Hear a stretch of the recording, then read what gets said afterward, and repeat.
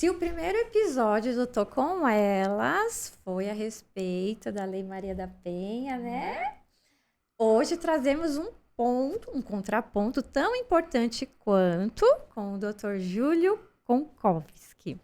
Dr. Júlio é advogado, criminalista, CEO do grupo KWS, com experiência em direito criminal e especializado em defesa na Lei Maria da Penha. Dr. Júlio irá nos esclarecer pontos importantes de quem está sofrendo um processo de acusação, principalmente com angústias, com dúvidas muito importantes a serem esclarecidas. Dr. Júlio, receba as minhas boas-vindas, receba as boas-vindas da Infobyte, o estúdio que a gente grava com muito carinho, e, claro, da doutora Lu. Doutor Júlio, parceiro nosso aqui, né, na Infobyte, parceiro de outros podcasts, muito obrigada pela sua presença. A gente está muito feliz que o doutor pôde, né, tirar um tempinho da agenda corrida, que a gente sabe que é corrida, né, para participar aqui. Seja muito bem-vindo, doutor Júlio. Olá, eu estou com elas literalmente, né? Então, parabéns primeiro pelo podcast, um sucesso. Acho que é importante trazer essa visão, né? Mais uma forma de conscientizar a sociedade. Então, esse podcast tem a sua utilidade pública, né? Sim. Isso é muito importante. E agradeço também o convite, fico lisonjeado aqui, doutora Messia, doutora Luciane, muito obrigado. Obrigado por vocês aí, todas as mulheres que nos assistem. Tá? Parabéns pelo sucesso. Então, vamos começar com essa prosa nossa aqui, que é um assunto importante. Isso mesmo, doutor. Doutor, como o senhor aborda a defesa de um cliente acusado com base na Lei Maria da Penha, considerando toda a sensibilidade do tema? Legal. Eu acho que é importante, antes de responder essa pergunta, esclarecer que lado nós estamos, né? Eu acho que quando falamos de defesa na Lei Maria da Penha, nós falamos de defesa tanto da mulher, né, quanto do homem acusado ou submetido às medidas protetivas.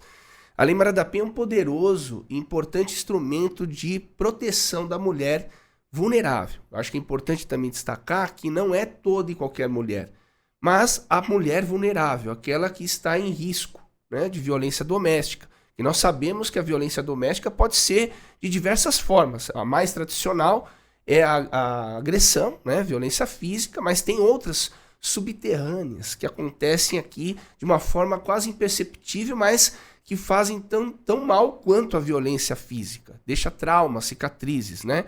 A violência patrimonial, moral, sexual, enfim. Então, nós temos esse compromisso de fazer uma leitura crítica da Lei Maria da Penha. O meu objetivo é não abolir a Lei Maria da Penha, jamais, jamais. Sou totalmente contra essa forma, essa fala, né? Meu objetivo é trazer um olhar crítico, não é abolir, né? Mas fazer críticas pontuais, porque hoje a Lei Maria da Penha já completou a sua maioridade. Ela é de 2006, nós temos aí 19 anos de vigência da Lei Maria da Penha, e nisso nós tivemos condições de olhar para o fenômeno, para a lei, né, que o legislador não consegue prever tudo.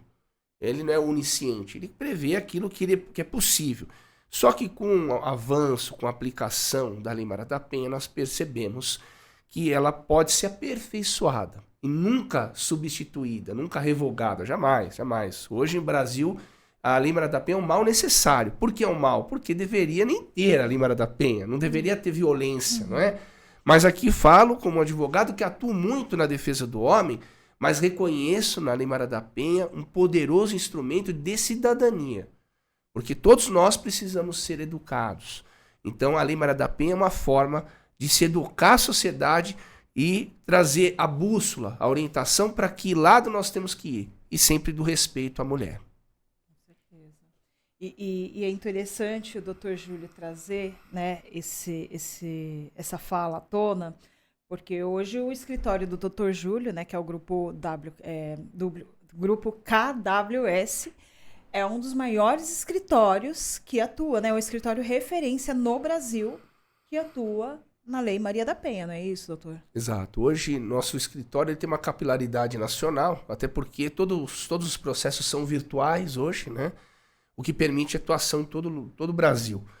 E nós temos aqui a atuação muito mais focada no homem, porque não é porque nós preferimos defender o homem, nada disso. É porque a mulher ela já conta com uma rede de proteção muito qualificada, que são as defensorias públicas, o Ministério Público, o Poder Judiciário, as polícias, civil, militar, as GCMs, né?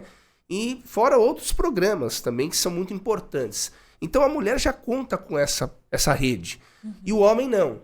O homem, ou ele é submetido às protetivas, ou ele é acusado de violência doméstica, ele precisa geralmente de um advogado.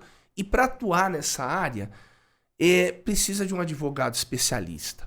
Porque hoje, quando nós machucamos o joelho, nós procuramos um ortopedista, não um psiquiatra, né? Um oftalmologista. Por quê? Por conta das especialidades.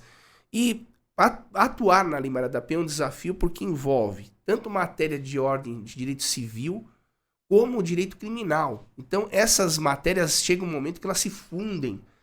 E quem não está engajado nessas matérias, não tem uma leitura atualizada da lei, que há uma lei quase por mês, e da jurisprudência que oscila muito, o advogado não consegue fazer uma boa defesa. Então, é por isso que é importante esse atuar do advogado, para estabelecer a melhor estratégia. Você vê que a gente vive num mundo, né, que é gritante o número de casos, né, de violência doméstica, né? A gente tem acompanhado aí, principalmente casos midiáticos, né, doutor? Que é o que mais tem, né, amiga? Você vê aí o caso da Ana Hickman, o caso daquela própria, que saiu agora até uma decisão daquela influencer, Cíntia Chagas, né? Então, a gente vê que essa questão da Lei Maria da Penha, como o doutor bem pontuou, né, não deveria nem existir pelo fato de que não deveria existir a violência, né?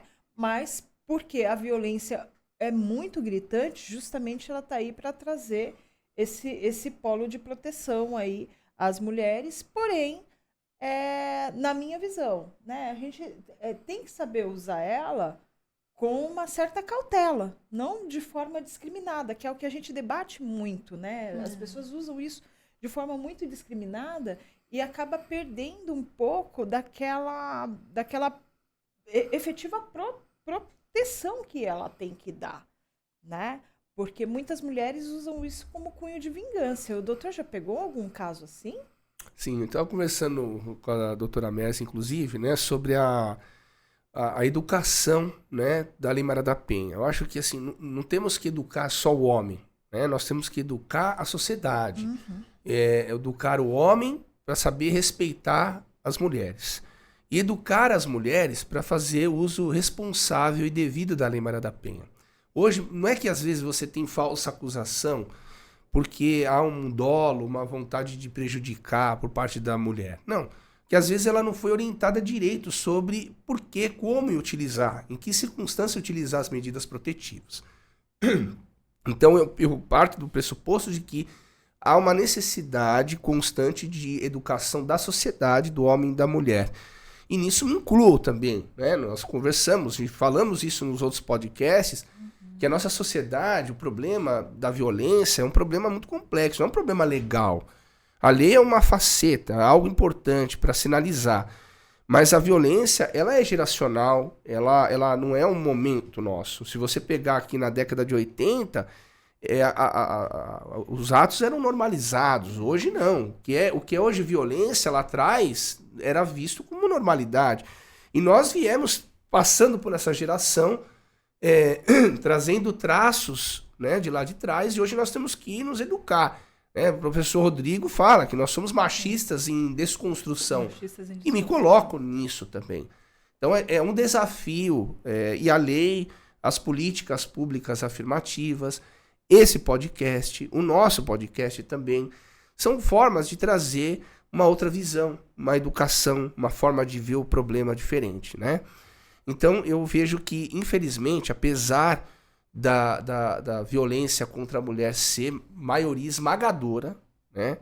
Sou contra aquela fala de que 90% das medidas protetivas são falsas. Eu não concordo com isso, até porque falta embasamento empírico, falta o estudo estatístico, acho que isso é bem quase impossível de ser feito, de ser apurado casuisticamente. Então eu vejo que nós temos sim uma violência endêmica contra a mulher, mas também nós temos casos de falsas acusações. E nós temos que reprimir isso.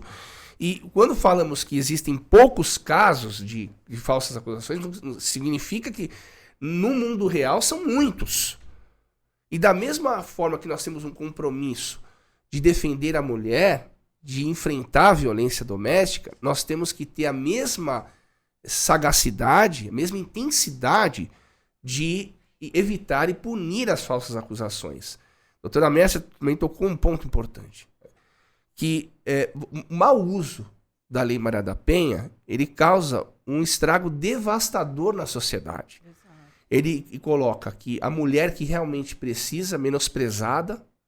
Nós temos um descrédito na própria lei, que foi feita para tutelar. Nós temos um descrédito no Estado e, pior, nas suas instituições.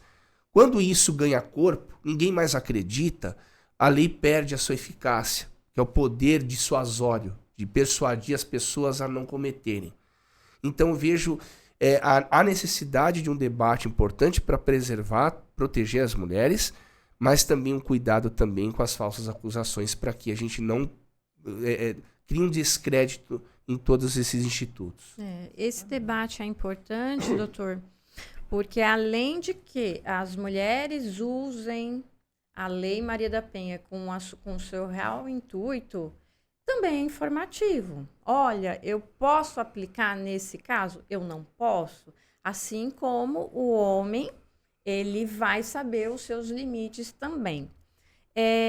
Voltando à questão que o senhor comentou agora há pouco, das falsas denúncias. Elas precisam ser combatidas, mesmo no seu estágio inicial, e mesmo que o denunciado, né, não sei se é assim que deve se referir a essa pessoa acusada, ela deve, mesmo que para ele seja infundada a acusação ou esteja no início. Porque falar, imagina, isso não tem fundamento.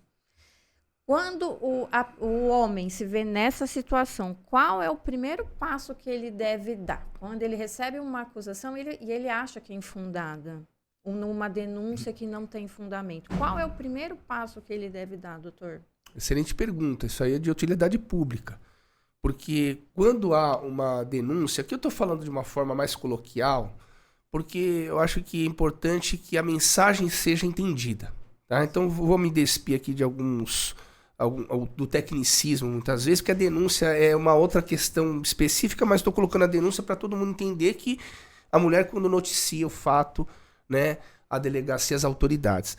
Quando estamos falando de abuso sexual, os crimes contra a dignidade sexual, por exemplo, o mais comum é o estupro. Então, quando ela registra o boletim de ocorrência, automaticamente o procedimento investigativo ele ganha corpo independente agora da suposta vítima. Ela apertou o botão, que é a lavração do BO, já inicia um procedimento que ela não pode mais recuar. Falar, não quero, eu desisto, não pode. Então, a partir do momento que o homem toma conhecimento que a suposta vítima lavrou um boletim de ocorrência contra ele, sob acusações dessa natureza gravíssimas, ele precisa constituir um advogado especialista. Não dá para brincar com isso, porque ainda que para o homem seja uma acusação infundada, nós temos algo importantíssimo, que é grave, que é a palavra da suposta vítima. No contexto da Lei Maria da Penha e nos crimes contra a dignidade sexual, a palavra da suposta vítima assume uma posição elevadíssima por conta da questão do descrédito da palavra. Então, historicamente, nós temos os crimes da Lei Maria da Penha, os crimes sexuais, de difícil prova. Né? Eles geralmente são cometidos longe dos olhos de testemunhas, dentro de 4 paredes, enfim. Nós sabemos da dificuldade probatória. Então, o CNJ, que é um órgão do Poder Judiciário, ele criou um protocolo de julgamento de perspectiva de gênero. O que significa isso? significa que, em razão dessa história toda que aconteceu, que as mulheres sofreram e vêm sofrendo, em razão do machismo, em razão das questões que as mulheres são tratadas historicamente como inferiores, o que houve? Criou-se uma necessidade de acreditar maior relevância na palavra da suposta vítima. Fazendo isso, a suposta vítima que noticia isso, a palavra dela já por si só é uma prova que deve ser muito considerada. E levando isso em conta, o homem precisa aí de alguém com grande especialidade, porque para você formular uma pergunta para uma mulher que se diz vítima, você tem que ter todo o cuidado do mundo para não revitimizá-la, para você não colocá-la num grau inferior. E às vezes a pergunta até é importante, mas a forma como perguntar é mais importante ainda. E às vezes o advogado numa audiência não consegue formular a pergunta sem romper aquele momento da discriminação, do momento mais privado da suposta vítima. Então é necessário saber perguntar. E quem sabe perguntar nessa área é quem tem mais habilidade, é quem tem atuação especializada. Então, recebeu intimação, não brinque, porque isso tem pena grave. Isso tem pena, se condenado, fica preso, literalmente. Quando não, fica preso durante o processo. É gravíssimo. Então, isso é muito importante. Imagina um homem inocente sendo preso. Não há nada que repare o tempo perdido. A vida perdida com a família, com os filhos, enfim, as oportunidades. Então, concordo que o homem que comete esse tipo de crime tem que ser preso. Concordamos. Não somos a favor da impunidade, mas somos a favor de uma justiça aplicada que analise perfeitamente o caso e com responsabilidade para não cometer injustiça. E a gente, e dentro de todo o contexto, né, que o doutor acabou narrando aqui para a gente entende, né, que existe essa necessidade justamente de se fazer uma defesa adequada, uma defesa especializada, porque a gente sabe que tem muitas armadilhas no meio do caminho, né, que pode levar esse homem, até movido pela emoção que ele está ali, as partes em si, né, a cair em alguma espécie de uma fala que não é a fala verdade, né? A maioria das pessoas, quando elas vão para o tribunal, né, para uma audiência, enfim, elas já ficam nervosas por si, por estar na frente, porque elas não é do rito delas, não é do comum delas, né? E muitas vezes a pessoa ela já vai dotada daquela emoção tão forte que ela se atrapalha na fala, né? Por isso que nesses casos é indicado sempre ter um acompanhamento, sempre procurar alguém especializado, né, doutor Júlio? Sim, é um ambiente obscuro para a maioria das pessoas, né? Então, se comportar perante a autoridade judicial, perante um delegado, então, como se referir à suposta vítima, como se colocar, o que falar e também o que não dizer, né? Tudo isso faz parte da orientação. E quem dá essa orientação é o advogado. E aí é importantíssimo, sob pena de a sua situação ser agravada indevidamente. E o que vale no processo não é a verdade, é a verdade provada, né? Então, se você não conseguiu provar, houve uma deficiência na sua prova, fatalmente você vai ter consequências severas em razão dessa omissão. O doutor falou da importância da palavra da vítima, né? Não tem como não trazer à tona o caso do Daniel Alves, que foi absolvido recentemente em março, por unanimidade pela Justiça Espanhola, por achar inconsistência nas declarações da denunciante. Doutor, é algo específico da Justiça Espanhola ou que lição a gente pode tirar desse caso e qual é o real peso da palavra da vítima no caso não só dessa moça, mas depois de tanto processo ser declarado inocente? Eu vejo essa questão sob o olhar da nossa responsabilidade quanto seres humanos em sociedade. Quando nós quando o Daniel Alves começou a ser investigado, depois processado, e depois da primeira condenação, ele sofreu uma penalização ali tão grande que é irreversível. Essa absolvição que ele teve no tribunal, que o inocentou, ela não vai apagar todas as agruras que o Daniel Alves passou. Ele perdeu oportunidade, perdeu momento de vida, uma pessoa pública, foi achincalhado e várias pessoas, foram até a mídia e bombardearam ele. Foi uma inquisição digital contra ele, ainda mais nos dias de hoje, né, que a questão é muito fácil de ser diluída e ganha uma proporção difusa. Então, ele nada que aconteça dali para frente vai reparar. Então, isso me fez meditar, fez escrever, inclusive, um artigo, foi publicado, sobre a nossa responsabilidade enquanto cidadãos, né? Como que a gente se pronuncia sobre a vida alheia, principalmente de um caso que está sob júdice. Não vale a minha opinião, a sua, a dela, nada. O que vale é a posição da justiça. É esse jogo que nós jogamos. Agora, mesmo inocentado, ainda tem vozes contrárias dizendo que não vale esse jogo. Agora, se ele fosse condenado, esse jogo valeria. Como ele foi inocentado, o jogo não vale. O juiz roubou, o juiz fez isso. Então nós temos que partir da lógica o seguinte: nós vamos trabalhar com qual verdade? É a verdade do poder judiciário. É essa a verdade que nós estamos. Nós vivemos uma democracia, é esse jogo. Então, se ele foi inocentado, nós temos que aceitar a democracia e aceitar o resultado. E não agora criar bolsões dizendo que ele foi, apesar de ele ter sido inocentado, para as feministas de plantão ele foi culpado. E esse caso do Daniel Alves, assim como outros também, que são invisíveis, né? Eles provam que ainda nós temos um sistema de justiça falho, porque é humano. Então nós temos que, sabendo disso, ter responsabilidade adicional, principalmente com casos em que a pena vai arruinar a vida da pessoa. Você vai neutralizar, você vai fulminar aquele ser humano socialmente.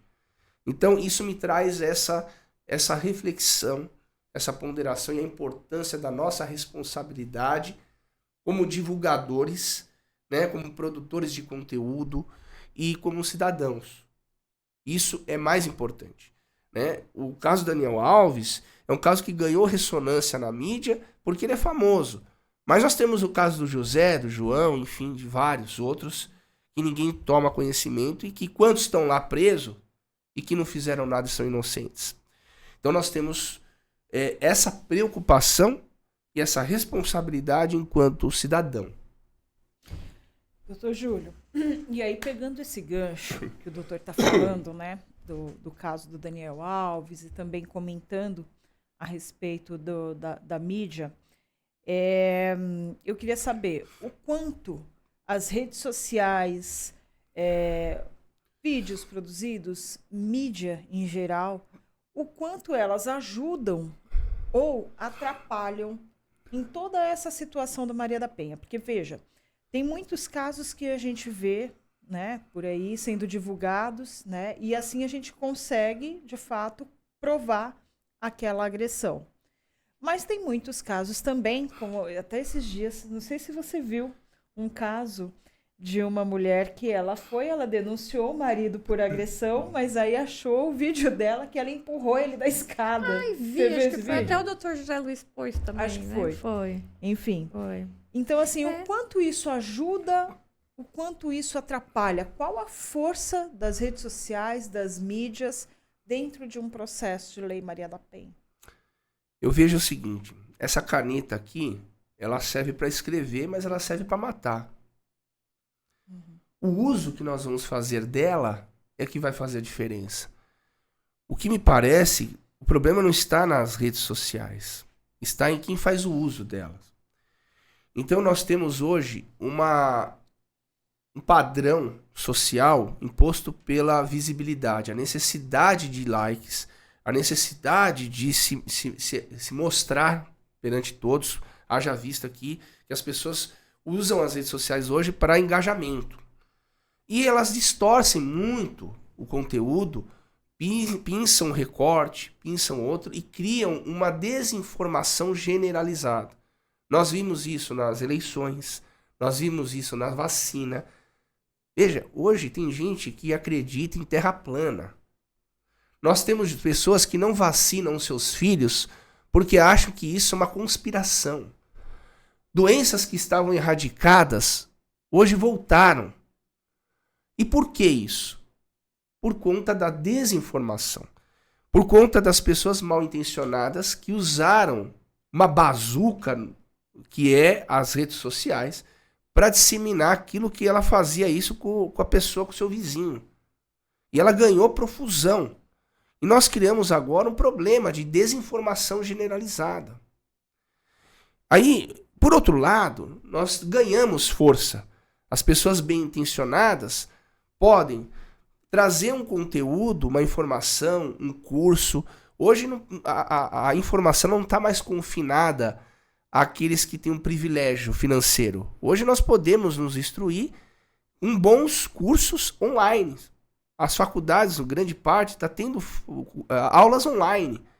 Nós temos acesso a conteúdo online. Então, nós temos conteúdo de informação. Então, eu acho que como a questão toda é quem faz o uso disso, né? Então, eu vejo que a Lei Maria da Penha é um importantíssimo instrumento. Ela está sendo bem executada, né? Salvo aquelas questões mais pontuais que, na verdade, em números quantitativos isso é alto. Precisamos ter cuidado com isso. Mas os meios de comunicação hoje, que não é mais a televisão, hoje está sendo substituída, obviamente, mas pelos canais digitais, as redes sociais, YouTube, enfim, isso tudo vem facilitar. Eu aposto ainda no ser humano. Eu aposto que nós estamos andando, apesar dos pesares, nós estamos andando no caminho certo. Precisamos, obviamente, sempre aprimorar. E a nossa função é essa. Então, como profissional, como cidadão, a gente sempre tenta buscar aquilo que é mais atrativo, que traz mais conteúdo, mais acesso à informação de qualidade. E o difícil hoje, a função acho que do professor hoje, não é ensinar, é saber apontar qual o conteúdo mais adequado. Porque hoje você tá preso a um oceano de informações. E qual dessas informações é válida, é boa? Então, esse eu acho que é o papel do professor na modernidade. É saber orientar e guiar o aluno a ter acesso a um conteúdo informativo de qualidade. A ciência boa, não a pseudociência. Né? Então, acho que a sociedade, nesse segmento, né, ela vai conseguindo galgar maior informação e acesso também. Uhum. Né? Aí vem a democracia, esse plano da democracia, do acesso fácil para todas as pessoas. Né? Doutora Lu comentou agora há pouco do vídeo da moça, né, que jogou o rapaz.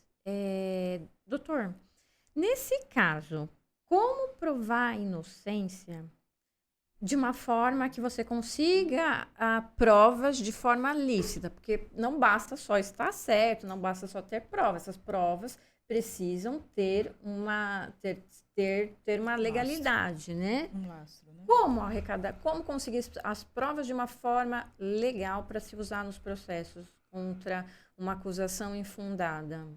De fato, é desafiador, né? Uma defesa na Lei Maria da Penha, enfim, ou em crimes contra a dignidade sexual, a prova, a defesa do homem acusado, ela é muito desafiadora.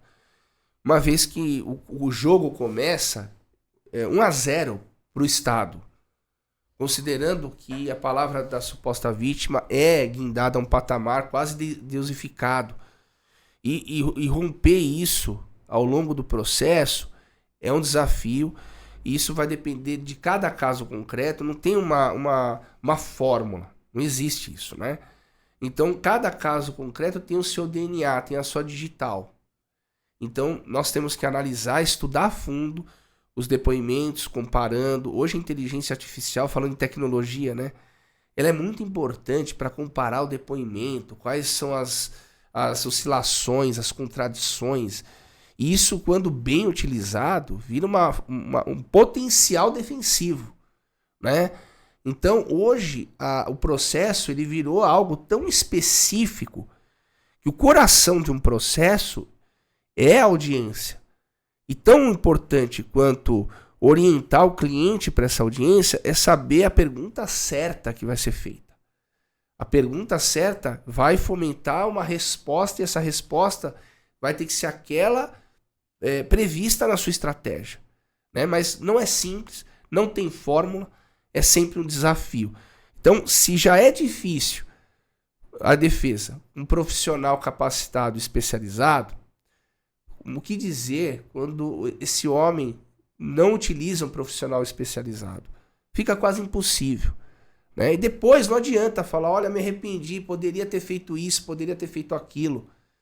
É que nem um jogo perdido. Podia ter feito tanta coisa, podia ter dado aquele passe, poderia ter chutado. Trocado de jogador. Exatamente. E infelizmente isso não tem a segunda chance. Então é importante você... Eu falo o seguinte para os clientes. Você tem uma acusação grave de crimes contra a dignidade sexual. O senhor tem que colocar um jogador que você confia. Você é o técnico do time. E você está no campeonato da sua vida, no jogo da sua vida. Quem vai bater esse pênalti? Você que tem que escolher. Porque no final de tudo, quem vai dormir tranquilamente são todos. E quem vai ficar com problema é o cliente. Então, por isso que é importante saber quem ele vai colocar para bater o pênalti da vida. Doutor, vamos falar um pouquinho sobre algumas questões que até o doutor debate muito no seu podcast, né? Que algumas mudanças legislativas, né? Alguns projetos de leis, né? Em torno da Lei Maria da Penha. Como a gente sabe, a lei ela realmente funciona, mas é um instrumento que ele deve ser usado de maneira adequada, de maneira correta, né? Com base nisso, né, tem vários projetos de leis aí tramitando, né? O doutor também tem algumas propostas de alteração que são necessárias e importantes para a efetividade da Lei Maria da Penha. Mas o que mais me chama a atenção, e aí voltando um pouco para a minha área, né, que é Direito de Família e Sucessões, é a questão desse projeto da violência vicária, né, que o doutor discutiu em um outro momento no seu podcast. Como é que está o andamento desse projeto? No que ele consiste aqui para esclarecer para os nossos ouvintes, que acredito que muita gente não ainda ouviu falar desse tema, mas ele está muito dentro daquilo que a gente vive, né? E como é que é esse projeto, né? O que ele está tentando trazer aí para dentro da nossa legislação? Certo. A violência vicária é um projeto que está tramitando no Congresso.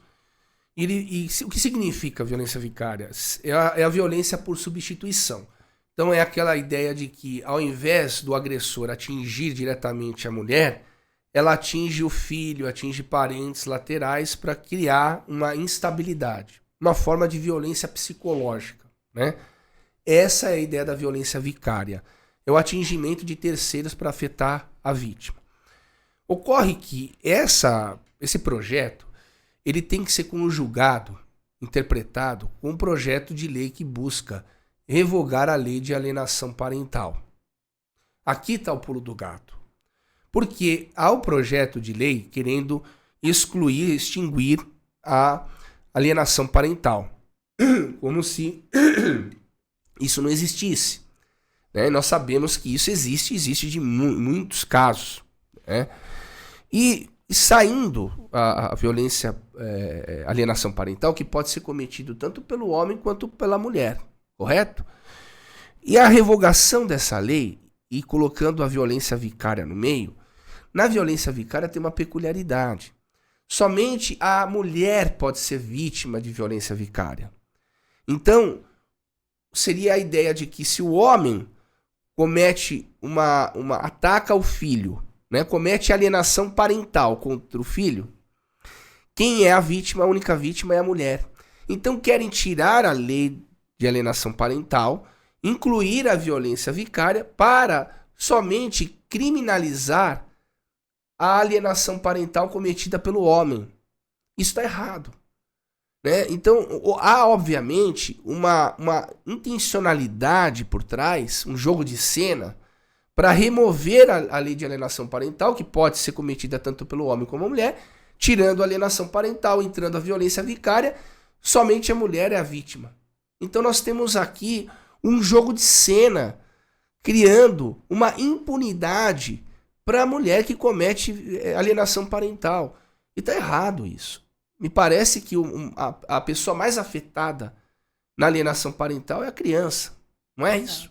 Exatamente. Então, eu penso que nós estamos tentando trazer uma impunidade para a mulher e desrespeitando quem é mais vulnerável nessa história, que é a criança. Então, aqui vem a nossa crítica com relação a esse uso estratégico da revogação da lei de alienação parental e por substituição e inclusão da violência vicária. Então, vejo com muitas reservas e desconfiança esse tipo de postura. E aqui eu entro num outro ponto muito importante, que eu acho que é a base de toda essa discussão legislativa. Hoje, falar sobre Lei Maria da Penha dá voto. Não podemos esquecer que quem legisla está lá em razão de alguém, do voto. Então, considerando que o parlamentar ele depende do voto, ele não pode trazer nenhuma proposta impopular sob pena dele não conseguir ser eleito ou ser mantido no poder. Então, qual é a tendência natural das coisas? Ele falar sobre aquilo que a torcida quer ouvir. E considerando que o eleitorado feminino tem hoje mais ou menos 54% de força, qual seria o partido ou parlamentar que traria algum projeto de lei para beneficiar um homem, por exemplo? Se ele faz isso, o que vão fazer os seus rivais políticos? Olha, ele está querendo criar voto para homem, agressor. E aí você tem uma profusão de leis criadas, são kits parlamentares que eu denomino. Que você, para ser parlamentar, você tem que ter uma lei que trate sobre violência doméstica e coloque mais uma proteção para a suposta vítima. Se você não tiver esse kit, você não é eleito, não é mantido no poder.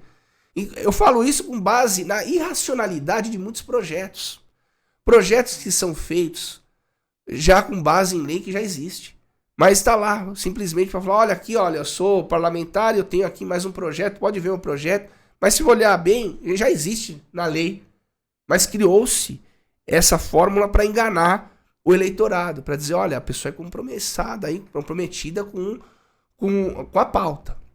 Então eu vejo que a pauta está sendo indevidamente usada para fins politiqueiros, para desvio de finalidade, porque a bem da verdade não se quer proteger a mulher, se quer proteger o voto e o poder. Salvo algumas exceções, a maioria que eu percebo é uma tentativa de uso indevido e político da pauta de violência doméstica. Não é uma intenção genuína de proteção. É uma proteção do voto, do poder, e não daquela que mais realmente precisa. Certo. O senhor comentou há uns instantes atrás que está saindo aí um livro a respeito das principais mudanças que o senhor acha, com a sua experiência e vivência clínica, de que precisam ser reavaliados. Quais seriam esses pontos, doutor? Olha, já finalizei o livro, já tá, assim, só tá na fase da revisão. Vai ser lançado provavelmente em outubro agora. E são 24 propostas de atualização da Lei Maria da Penha. São sugestões minhas, em formato de proposta de projeto de lei, onde eu, com a minha experiência, com a minha vivência, né, diuturna nesse tema, eu proponho alterações. Então eu me deparo com um caso concreto, falo, isso aqui tá errado, precisa mudar, então anoto lá, tudo isso virou um compilado, e nesse compilado virou um livro, que vai ser lançado, vocês vão aí com certeza serem convidadas aí para o lançamento. Muito prazer. E vai ser o nosso prazer, né, contar com vocês. E dentre as propostas, assim, eu ressalto que a principal é a previsão de um direito de recurso para o homem que recebe medidas protetivas ou as protetivas são prorrogadas. A Lei Maria da Penha, embora bem intencionada, ela esqueceu completamente o homem. O homem tratado como coisa, como objeto na Lei Maria da Penha. Está errado. Não podemos proteger uma parte e desproteger completamente a outra. Chamar o homem de agressor, aquele que recebe medidas protetivas, que não foi condenado, não foi acusado, não é um processo criminal. O que nós queremos chamando uma pessoa que recebeu uma simples protetiva de agressor? A protetiva ela é concedida com base na aversão, no desejo unilateral de uma mulher que se diz vítima. Se a mulher diz que sonhou com o ex-marido e pedir medidas protetivas, ela pode receber isso. Eu estou aqui colocando um exemplo extremo, né? Mas o que eu quero dizer é que a facilidade de se obter as protetivas. Outro ponto também. Mas a palavra da suposta vítima tem peso em razão da história. Tudo bem, tem peso. E a história ilibada de um homem? Um homem de 45 anos, nunca passou na frente de uma delegacia, não tem nome sujo, nunca tomou uma multa de trânsito. A história desse homem não vale? Por que essa história, essa reputação ilibada, não é levada em consideração? Porque a palavra de uma pessoa que sabe Deus o contexto que foi apresentada pode se sobrepor à história ilibada de alguém? Então eu defendo que nos casos de prorrogação, não de concessão das protetivas, a concessão eu concordo. A palavra da vítima deve prevalecer em razão do princípio da precaução. Agora, a palavra da suposta vítima não pode se sobrepor em casos de prorrogação da protetiva, porque acontece geralmente a partir de 6 meses. Em 6 meses, vamos combinar, doutora Mércia, doutora Luciane. Hoje nós vivemos um mundo tecnológico. Estamos falando de tecnologia. Estamos usando a tecnologia hoje. Me fala uma pessoa que não tenha um smartphone, que grave, que filme, que registre tudo. Hoje, todo mundo vai na balada, tira foto, vai no restaurante, tira foto de tudo. E aí, simplesmente, quando o juiz pergunta para a suposta vítima, o que você quer fazer com a protetiva? Não, eu estou me sentindo ameaçada, acontecendo tantas coisas, mas você não registrou nada. Você foi no restaurante e registrou tudo, registra tudo. E na hora de falar que está em risco, você não foi capaz de dar um clique. Não me parece verossímil. Não me parece honesto isso. E me espanta as pessoas acreditarem nisso. Então eu vejo com muita reserva, com muita preocupação esse tipo de proteção excessiva em situações que não necessitam, porque nós vamos cair naquela situação do descrédito. Então, são questões pontuais que eu tenho absoluta certeza que se eu mostrar para qualquer pessoa, a pessoa não vai contrariar isso. Só que o problema é que há uma diferença entre essas ideias se transformarem numa lei, porque para isso precisamos do voto. E voto, nessas questões sensíveis, ninguém quer pôr a mão. E sabe para quem fica o problema? O Poder Judiciário. O Poder Judiciário não depende de voto. Ele depende da Constituição. O seu poder é alçado pelo poder político constitucional e não pelo voto. Mas nós temos um problema também, outro desafio. A opinião pública. Ou a opinião publicada.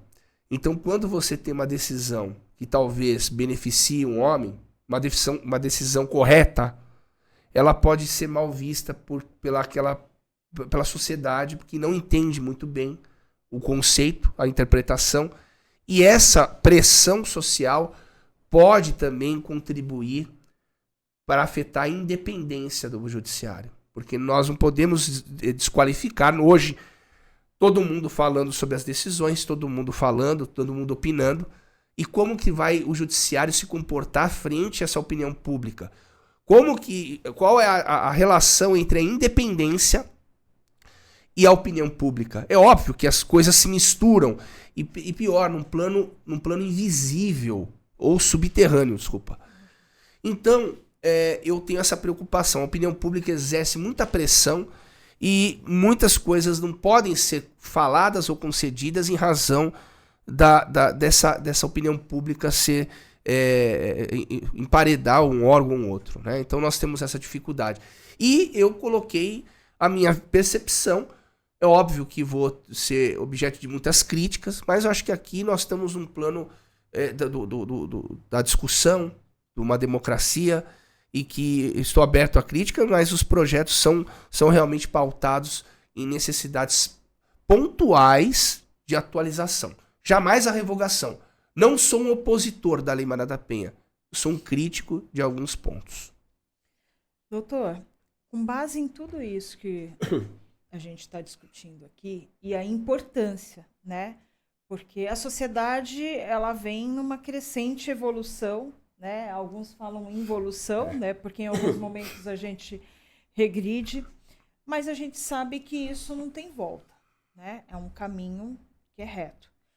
E aí a gente vê, como o doutor mesmo comentou, dentro até dessas propostas que o doutor tem aí, que vai sair nesse livro que o doutor vai lançar em outubro.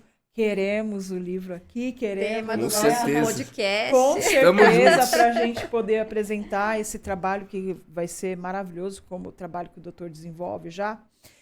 E aí a gente sabe que tem muitos casos de homens que já vêm sofrendo a violência, né? Eu tenho acompanhado alguns casos de perto, né, de homens que vêm sendo ameaçados por essas mulheres, né? Ameaçados até num processo de guarda, né, por conta da própria alienação parental, usa a criança como moeda de troca. Isso é muito comum em casos de família. E aí me vem a seguinte pergunta, porque a mulher ela vai numa delegacia, ela entra, ela faz o relato e ela tem uma medida contra esse homem. E esse homem, como é que ele pode, antes de ter qualquer tipo de decisão contra ele, como é que ele pode se resguardar? É possível ele também fazer uma denúncia contra essa mulher? Como é que funciona isso? Fala no caso de violência mútua? Ou não? Porque a gente vê muitos casos da mulher praticar violência e o homem ser a vítima, só que ele não tem esse instituto da Maria da Penha para se defender. Né? Se ela se aplicar ao casal, ela pode ser aplicada ao casal, doutor? Não, só a Maria da Penha só se aplica à mulher, né? A mulher. Mas nesse caso, a questão é que muitos homens sofrem a violência, né? A violência psicológica, por exemplo, né? Você tem até agressões, né? Sim. A gente sabe disso. E para esses casos, não temos um instrumento ágil e eficaz como a Lei Maria da Penha tem para as mulheres. Resta para o homem um caminho mais difícil, né? Então, esse caminho ele tem que ser bem conduzido. Por exemplo, o homem que... já peguei vários casos que a mulher fala, se você sair de casa, eu vou inventar um monte de coisa contra você. Então, o que tem que ser feito? Antes de você tomar alguma providência, é importante você levantar algumas provas. Da mesma forma que eu falei sobre o gravador do smartphone, o homem precisa também se precaver, gravar a situação, né? Registrar isso. Fazer um dossiê e, quando tiver prova suficiente, lavra um boletim de ocorrência, sai de casa e ingressa com uma ação de divórcio ou de dissolução de união estável, juntando todos esses pontos e relatando no boletim de ocorrência que ele foi ameaçado, que se saísse de casa, ela ia inventar uma situação para ganhar medidas protetivas e fazer mau uso da Lei Maria da Penha. Então, o caminho era estratégico, ele não pode sair no impulso. Porque se sair no impulso, você sair de casa, ela vai ligar para a polícia e vai ganhar medida protetiva. E o errado vai ser você. E além disso, o homem ele vai cair do cavalo e levar o coice. Essa é a realidade. Então é necessário um atuar estratégico, inteligente, ter um controle emocional. Orientado. Não cair na pilha, na provocação. Registrar o dossiê e já imediatamente, quando sair de casa, você já tem que já entrar distribuir uma ação de divórcio ou dissolução. Esse é o melhor caminho para não dar tempo de uma reação. Porque a medida protetiva, ela é concedida em até 48 horas a partir da solicitação. É sumário. Então, o homem precisa ter uma prova de que ele já foi ameaçado e que a companheira iria usar indevidamente a Lei Maria da Penha se ele saísse de casa. Isso é muito comum, muito comum. E aí, quando a gente está falando, né, até o doutor comentou no caso do Daniel Alves, tudo, hoje, até quando eu estava vindo para cá, eu estava ouvindo uma discussão, um debate na Band News, falando, né, sobre a publicidade dos processos, que hoje está tudo muito escancarado, né? Antigamente a gente sabia de alguma coisa assim. Hoje você tem a sentença lá exposta e todo mundo, jurista, debatendo, falando, né? Às vezes você liga o jornal na hora do almoço lá, tem lá um advogado, um jurista que está explicando ipsis literis lá aquela decisão, como ela deveria ser tomada, enfim. Como é que o doutor vê no meio do doutor, dentro de um processo que é tão importante, é tão fundamental e, ao mesmo tempo, ele é tão sensível, né? Porque mexe com sentimentos, mexe com a relação entre as partes, mexe com crianças, né? Muitas vezes o pai está afastado do filho por conta de uma medida protetiva que foi extensiva. Como é que o senhor vê a divulgação disso, essa publicidade que se dá a esse tipo de decisão? O senhor acha que deveria ser sigilo? O senhor deveria ser revestida de sigilo por mexer com o íntimo das pessoas, nesse caso, ou não? Um exemplo famoso do caso da Ana Maria da Ana Hickman, né?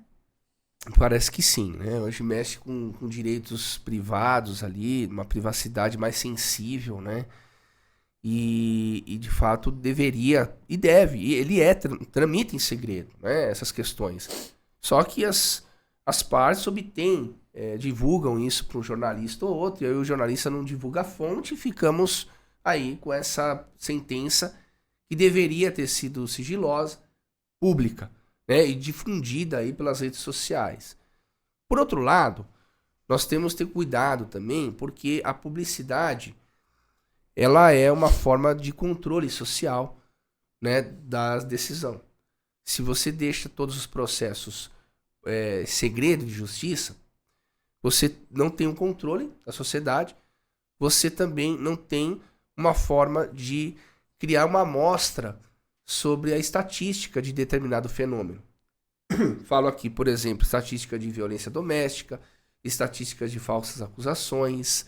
Então nós ficamos muito nas opiniões, né? E perdemos qualidade quando as decisões elas são de fato em segredo, né?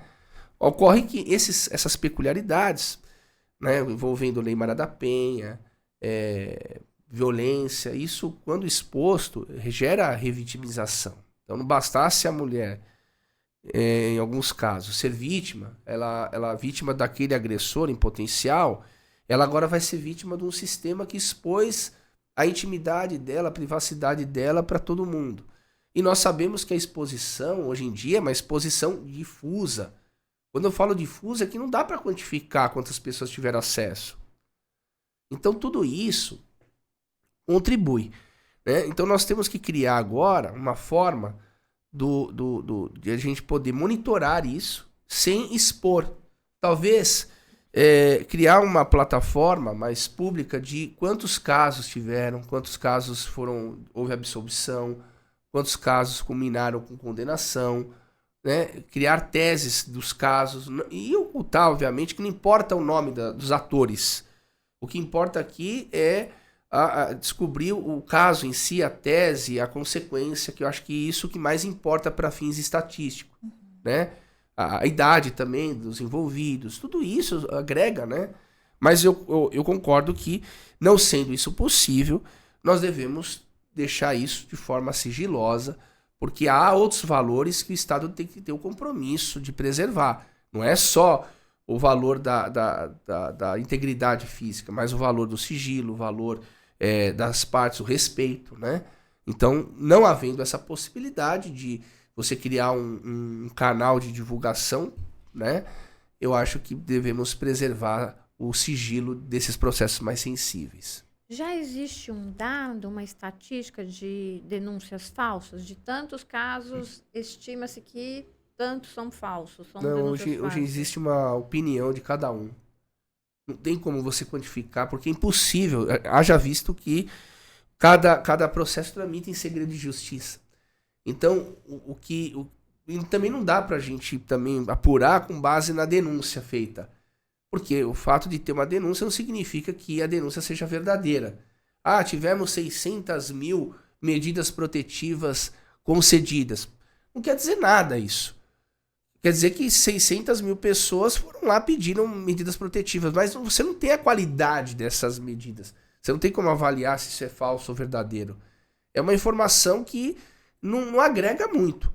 Mas, para fins políticos e midiáticos, isso vale. Olha, 600 mil mulheres foram vítimas. E nem sempre é assim. Então não dá para a gente quantificar, mas também não podemos usar essa deficiência e dizer, não existe. Né? Simplesmente falar, não, mas isso é a minoria. Aqueles que falam que a violência doméstica é minoria e aqueles que falam que é maioria estão errados. Porque não dá para quantificar. Não dá. Então nós sabemos que existe, até porque o ser humano mente também. Não é? Tudo que é fácil de ser obtido é fácil de ser abusado. Se a protetiva é concedida com base num desejo, ora, é óbvio que vai ter abuso. Não precisa ter uma estatística. A pessoa é ser humano. Então, o que eu proponho é um controle maior por parte daquele responsável por conceder a medida. Tem que ter elementos concretos, não simplesmente banalizar isso, porque aí nós vamos ter aquele efeito secundário de descrédito na lei, nas mulheres, no Estado e nas instituições. Doutor, o que eu acho muito importante a gente bater nessa tecla para quem está ouvindo a gente é que a medida protetiva, o abuso da Lei Maria da Penha, quando a mulher ela faz essa denúncia, ela não, o senhor comentou agora há pouco que não cabe mais a ela cancelar esse processo, vamos dizer assim, né? Isso passa a ser por parte do Estado, é isso? O Estado toma a frente dessa denúncia, é isso, doutor? Se for protetiva, ela consegue retirar. Da mesma forma que ela consegue obter, ela consegue retirar. O que ela não consegue é, por exemplo, se ela faz um boletim de ocorrência envolvendo lesão corporal, ameaça, estupro. Isso são crimes que vão ser investigados independente da vontade dela. Mesmo que ela deseje o reconciliamento, mesmo Acabou. que ela se arrependa. E como encerrar o processo nesse caso? Aí vai ser o juiz que vai decidir sobre as provas. Né? Então, quando ela traz publicidade para a situação que ela relatou, isso vai ser objeto agora do Estado. Ele vai apurar, vai ouvi-la, vai ouvir o suposto agressor e no final o Ministério Público vai concluir se é o caso de arquivar, né, o inquérito ou de promover a ação criminal. Mas enquanto isso, a vida social, profissional, judicial desse homem vai estar exposta, ele vai viver com essa espada na cabeça, qual vai ser o rumo da sua vida. Né? Então, de certa forma, por isso que temos que ter a responsabilidade de educar todas as partes, né? Para fazer o bom uso da Lei Maria da Penha e evitarmos aqui excessos, banalizações, exatamente. E é o caso, por exemplo, dessas condenações, né? Às vezes a pessoa ela acaba sendo acusada por um determinado crime que ela não cometeu, ela vai presa, né? Ela acaba sendo condenada, ela vai presa e lá na frente, depois de 10, 15, enfim, se descobre que ela de fato era inocente, né? Só que aí ela é isso que o doutor explicou, né? Ela foi privada da vida, ela foi privada das evoluções sociais, ela foi privada da família, ela foi privada do próprio trabalho, né? e ela tem uma marca que ninguém vai tirar dela, né? E quando ela sai, o mundo já mudou, né? E assim, doutor Júlio, o doutor já teve casos em que esse impacto, né, de uma denúncia falsa afetou os familiares de uma forma que a partir daí, qual foi a mudança que ocorreu? O doutor chegou a acompanhar algum caso assim? Sempre, sempre. Aliás, todo o caso traz um drama familiar, não só para o indivíduo sobre quem recai a acusação, mas sobre toda a sua família, o seu núcleo. Então sofre ele, sofre os filhos, sofre a esposa, sofre a mãe. Então todo mundo está sofrendo. Quando você tem uma injustiça contra esse homem, e lá na frente ele é inocentado, na minha avaliação, houve a morte civil dele. Ele está morto. Ele não está morto fisicamente, ele está morto civilmente. E é uma morte pior, porque ele acabou sonhos, acabou construção, você impediu que ele evoluísse como ser humano. Então, ainda que você repare, né, esse outro ponto que jamais ele conseguiria uma indenização sumária, né, a gente vai cair num precatório, talvez, enfim, aquele drama. Mas ainda que houvesse uma reparação imediata, não tem como reparar. Então nós temos que evitar isso. Não temos que lutar por remediar a situação. Nós temos que evitar que isso aconteça. Então eu acho que esse tipo de situação ele é pior do que a própria violência em si. Porque isso causa no homem um efeito devastador, demolidor. Ele atinge pior do que a dignidade dele. É uma forma de excluí-lo, de torná-lo indigno, né? Então, eu penso que os casos de falsas denúncias, eles geram efeitos piores, mais devastadores, do que a própria violência que ele foi acusado. Então, nós temos que ter essa responsabilidade e sabemos que isso acontece e não podemos fechar os olhos para isso. E ainda que você fale, mas são menos casos, mas esse menos casos, quantos são? São muitas vidas, né? Então nós temos que ter preocupação, porque isso pode acontecer com qualquer um. Sim.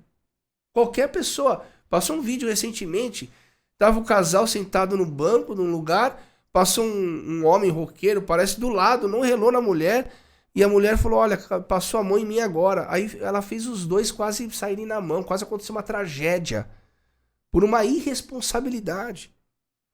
Então, a má compreensão, as falsas denúncias, estão a todo momento, e qualquer um pode ser vítima disso.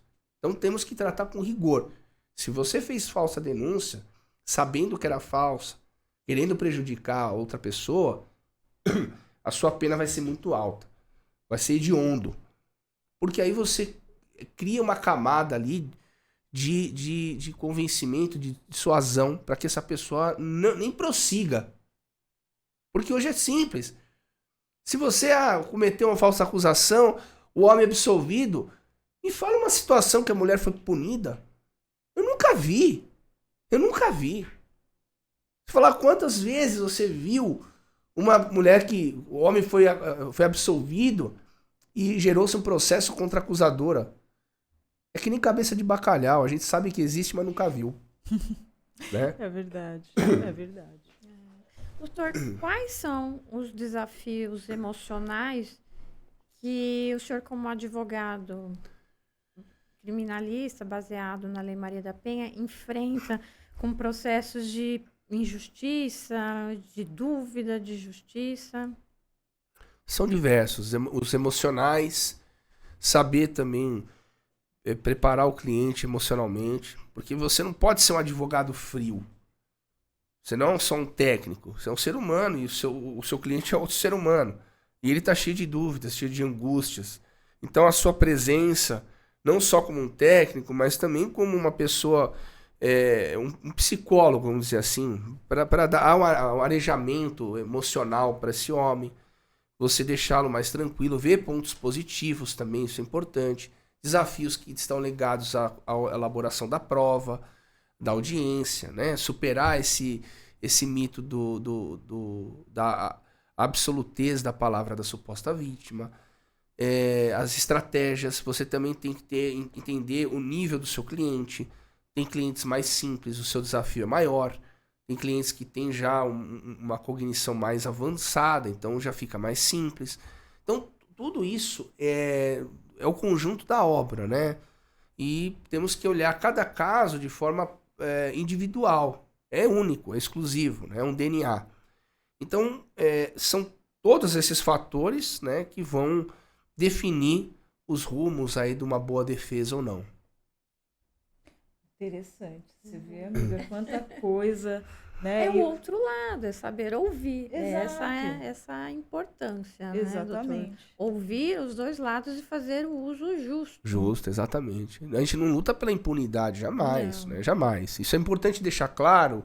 Sempre quando eu tenho oportunidade, eu me posiciono, porque às vezes a pessoa pega uma fala minha solta e faz aquele recorte e a partir disso cria uma rotulagem. E é importante destacar que nós jamais somos desfavoráveis à Lei Maria da Penha, jamais. Nós somos críticos pontuais visando o aperfeiçoamento dela. Eu acho que 20 anos de atuação permitiram aí que a lei fosse ressignificada, né, com uma nova visão, com aprimoramentos. Muito bom. Né? Doutor Júlio, nós estamos chegando ao fim do nosso podcast. Nós queríamos agradecer muito por trazer esse tema tão importante e mostrar o que a gente também pensa. Trazer transparência à Lei Maria da Penha e trazer de uma forma que não haja dúvidas e nem seja uso em descrédito ou banalizada. Também outro agradecimento é por mostrar a importância de procurar um advogado especialista no assunto, que saiba orientar, acolher e principalmente conduzir aí para o justo. Muito obrigada, doutor. Doutor Júlio, para agradecer a sua participação, a gente tem um presente Opa! para você lembrar desse momento aqui no Que nosso legal. Tô Com Elas, né, que Olha foi lá. muito importante, muito informativo. E eu acho Ó, que bacana, pessoal. Obrigado. E deixar as redes sociais, Claro. onde que mais pessoas podem encontrar o senhor e se informar cada vez mais, que a informação é o que caminha para uma justiça mais justa, né? Sem dúvida. Eu que agradeço o convite, a possibilidade de discutir temas assim tão indigestos, né, como esses, e um canal bacana e falando para elas, né? E com elas, Exato. não é verdade? Para elas e com elas. Então eu agradeço imensamente o convite, agradeço o bate-papo, agradeço também o presente. Vou tomar aqui meus chás, né? Obrigado por tudo. E para aqueles que desejam aí se aprofundar nessa temática, nós temos o nosso canal no YouTube, Lei Maria da Penha em Foco. Lá nós temos mais de 500 vídeos, todos falando sobre aspectos práticos e técnicos da Lei Maria da Penha. É um canal voltado para isso, canal voltado à interpretação da Lei Maria da Penha. Suas dúvidas sobre Lei Maria da Penha, lá é um lugar seguro, onde você vai ter respostas para suas dúvidas. E também, quem quiser me conhecer, quiser contar com os nossos serviços, temos o nosso site, que é o grupo KWS, e tem o meu Instagram, que é Julio_Kunkowski. Então estamos à disposição. Nós atendemos tanto homens quanto mulheres, esse atendimento acolhedor, né, que a gente faz, humanizado, e tenho certeza que você estará no lugar certo. Mas agradeço mais uma vez. Muito obrigado. Obrigada. Obrigada. Só lembrando também, né, pessoal, que o podcast do Dr. Júlio, assim como Tô Com Elas, também está no Spotify. Então, vocês podem também ouvir o nosso podcast através do Spotify, né, doutor Júlio? Exato. E logo, com o lançamento do livro, fazemos questão de fazer uma um episódio 2, Com né? certeza, com Bacaníssimo. certeza. Está convidadíssimo, doutor Muito Júlio. obrigada. E para não doutor. ficar aqui no esquecimento injusto, quero agradecer o pessoal da Infobyte, Sim, o Danilo. nossos parceiros. Muito obrigado pela equipe, né? Sempre fazendo aí um trabalho magnífico, de qualidade, levando todo esse conteúdo para vocês. Graças a eles que nós podemos transmitir isso de forma com muita qualidade para vocês. Então, Sempre. agradeço aí. Muito obrigado pelo Danilo Infobyte. Obrigada, Dan. Obrigada, Infobyte. E até a próxima. Obrigada. Tchau. Tchau.